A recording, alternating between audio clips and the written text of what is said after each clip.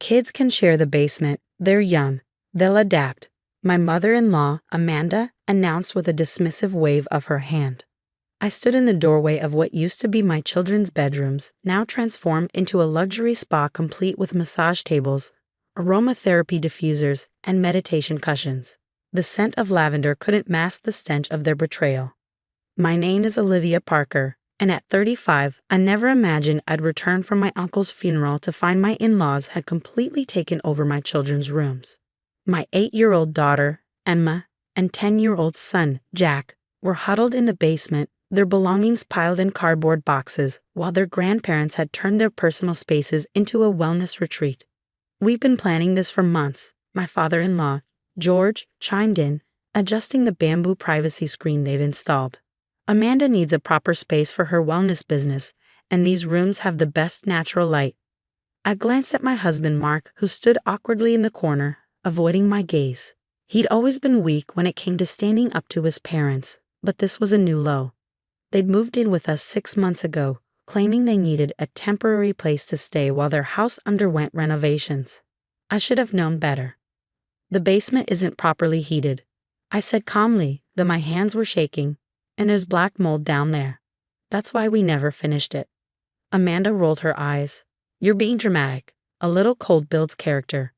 Besides, this is a business investment. Think of all the clients I can serve now." She gestured proudly to the expensive equipment they'd installed. "We've already booked our first wellness retreat for next weekend." I felt my phone buzz in my pocket, a text from Emma. "Mom, there's water dripping from the ceiling down here." Looking around the converted rooms, I noticed they'd installed plumbing for a therapeutic soaking tub, directly above where my children were supposed to sleep. The audacity was breathtaking. "Where did all this equipment come from?"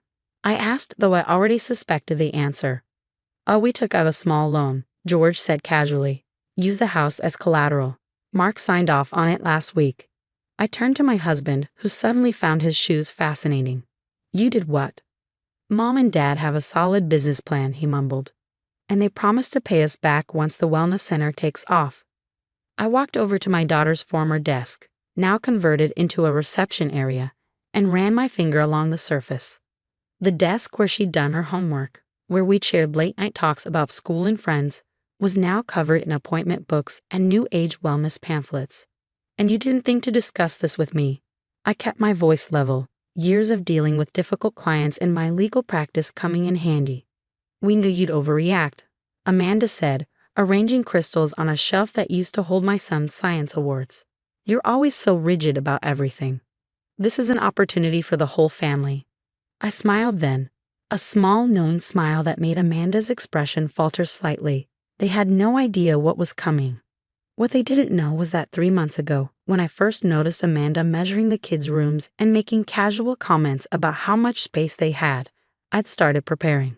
As a real estate attorney, I knew exactly how to protect my family's interests. "The children's rooms need to be restored by tomorrow morning," I said quietly. Amanda laughed, a high, dismissive sound. "Or what?" "This is happening, Olivia. The sooner you accept it, the better. We've already invested thousands in this space." I reached into my briefcase and pulled out a document I'd been carrying since the funeral. "This is interesting timing, actually. I just had this notarized yesterday." "What is that?" George asked, his voice losing some of its confidence. "When you moved in, I had you both sign some papers. Remember? The standard rental agreement for your temporary stay." I watched their faces carefully. "You might want to review paragraph 7. Amanda snatched the document from my hands, her eyes scanning the page. I saw the exact moment she found it. Her face went from smug to pale in seconds. This says we can be evicted with 24-hour notice if we make any unauthorized modifications to the property," she stammered. "Keep reading," I said softly. "And any improvements or installations become property of the homeowner, with no compensation required." George read over her shoulder, his voice growing faint. "You tricked us." Amanda's voice rose to a shriek. "No, I protected my children."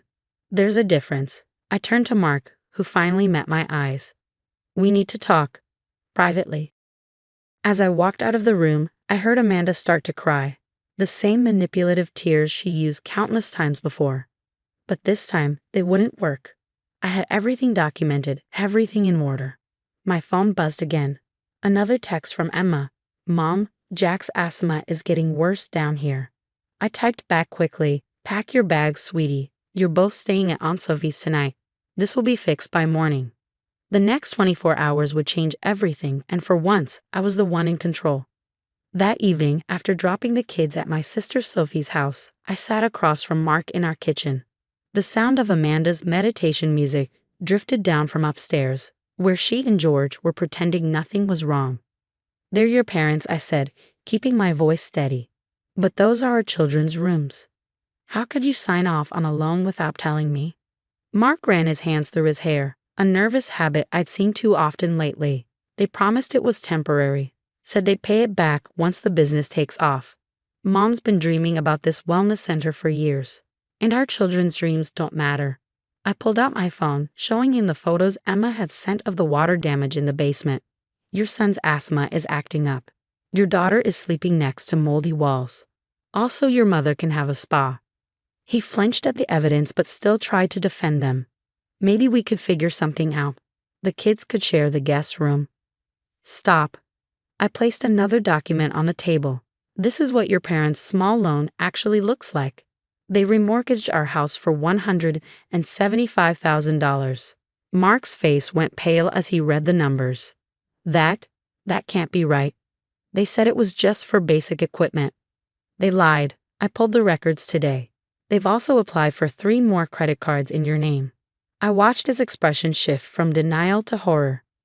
Your mother's previous wellness business in Florida? It went bankrupt, leaving her investors with nothing. Did you know that? How did you? I'm a lawyer, Mark. When your parents moved in, I did my homework. Something you should have done before signing anything. Just then, Amanda swept into the kitchen in her new silk wellness guru robe. Discussing our wonderful new business venture, she beamed, completely ignoring the tension in the room. I've already got 5 clients booked for next week. I turned to her slowly. Those appointments will need to be canceled. Excuse me? Her smile faltered. You have exactly 18 hours to remove everything from my children's rooms and restore them to their original condition. Amanda laughed, but it sounded forced. Don't be ridiculous. We've invested too much to back out now. Besides, the loan is already processed. A loan that was obtained fraudulently, I said, pulling out another document. This is a copy of the application. You forged my signature as co-owner of the house. That's a felony, Amanda. The color drained from her face. Mark signed for it. Mark has no legal authority to approve a loan without my consent. Our house ownership agreement requires both signatures for any financial decisions. I stood up, my voice ice cold. Would you like me to continue listing your legal violations? You ungrateful little. Amanda sputtered, her wellness guru facade cracking. After everything we've done for this family. You mean like forcing my children into a moldy basement or secretly remortgaging our house? Or maybe you mean the 3 credit cards you applied for in Mark's name last week. George appeared in the doorway, having finally turned off his meditation music. Now see here, Olivia, you're blowing this out of proportion. No, I'm not. I turned to Mark. Your choice is simple. Either your parents remove everything by tomorrow morning, or I file charges for fraud and elder financial abuse. Elder abuse, Amanda screeched. I'm only 58. Using her adult child's identity for financial gain qualifies as elder abuse in this state. I explained calmly. I should know. I handled 3 such cases last year.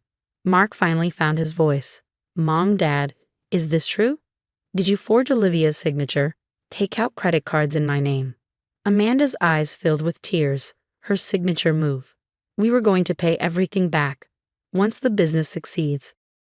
Like your last 3 businesses, I asked. The wellness center in Florida? The crystal healing clinic in Arizona? The meditation retreat in New Mexico. Should I continue? George put his arm around Amanda's shoulders. Now let's all calm down. I'm sure we can work something out. I shook my head. No more working things out. No more manipulations. You have 18 hours. After that, I file charges and contact the mortgage fraud division. You'd send us to jail? Amanda wailed. Your own family? You put my children in a moldy basement and stole their college fund through fraudulent loans, I replied. You stopped being family the moment you chose your spa dreams over their well-being. I turned to Mark, who sat there looking shell-shocked. Tomorrow morning, I'm taking the kids to school. When we return, either their rooms are restored or I make the calls. Your choice. As I walked upstairs to pack an overnight bag, I heard Amanda's sobs and George's attempts to placate her. But more importantly, I heard Mark's voice, stronger than I'd ever heard it. Mom, Dad, I think you should start packing. The next morning, I pulled into our driveway with Emma and Jack after the school drop-off. A moving truck was parked outside, and men were carrying out massage tables and equipment. Mark stood on the porch, supervising the removal, while Amanda sat in her car, dabbing at her eyes with a crystal-infused handkerchief. They're really leaving? Emma asked, squeezing my hand. Yes, sweetie, your room will be yours again by tonight. Inside, the transformation was already underway. The bamboo screens were gone, and the aromatherapy diffusers were packed away. George was dismantling the plumbing they'd installed, muttering under his breath about ungrateful daughters-in-law. Mark approached me, looking both exhausted and relieved. I called the bank this morning, he said quietly. They're investigating the loan application. Mom and Dad will have to answer some questions. And the credit cards. Cancelled. I've put a freeze on my credit. He ran his hand through his hair again. I can't believe they did this. Believe it, I replied, and remember it the next time they need a temporary place to stay. Amanda made one final attempt, cornering me in Emma's half-restored room. You've ruined everything, she hissed. Our business plans, our dreams. No, Amanda, you ruined everything when you decided your dreams were more important than my children's well-being. I gestured to the water damage on the basement ceiling below. You were willing to make them sick for your spa fantasy. We would have fixed the basement eventually, she protested. With what money? The fraudulent loan? The credit cards you stole from your son? Or maybe with the profits from your non-existent business? She stormed out, slamming the door hard enough to rattle the remaining crystals she hadn't packed yet. By evening, the house was quiet again. Emma and Jack inspected their restored rooms, though it would take time to erase all traces of Amanda's improvements. The walls needed repainting and the floors had some damage from the equipment, but at least they were home. Next time, Mark said as we got ready for bed that night, I'll stand up to them sooner. I'm sorry it took me so long to see what they were doing. I nodded, accepting his apology but knowing we still had work to do. The trust they'd broken wouldn't be repaired overnight. A week later, we received a letter from the bank's fraud department. Amanda and George were being investigated for multiple instances of financial fraud across 3 states. Their pattern of wellness businesses had left a trail of debt and betrayal. What happens to them now? Mark asked after reading the letter.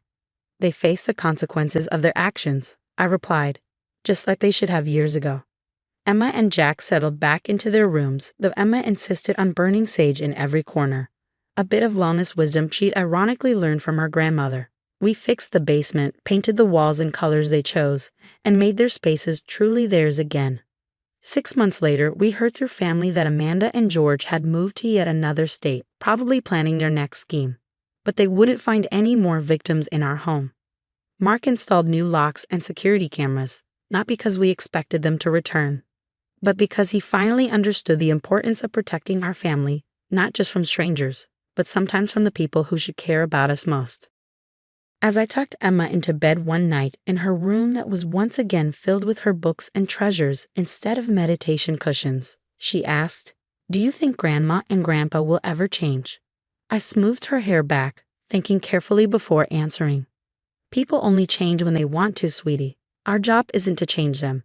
It's to protect ourselves and each other. She nodded wisely. Like you protected us. Exactly like that, I replied, turning on her nightlight, the same one Amanda had called too childish for her spa aesthetic. The light cast warm, familiar shadows on the walls, and my daughter drifted off to sleep in her own room, safe and secure. Sometimes the hardest battles we fight are against the people who claim to love us most.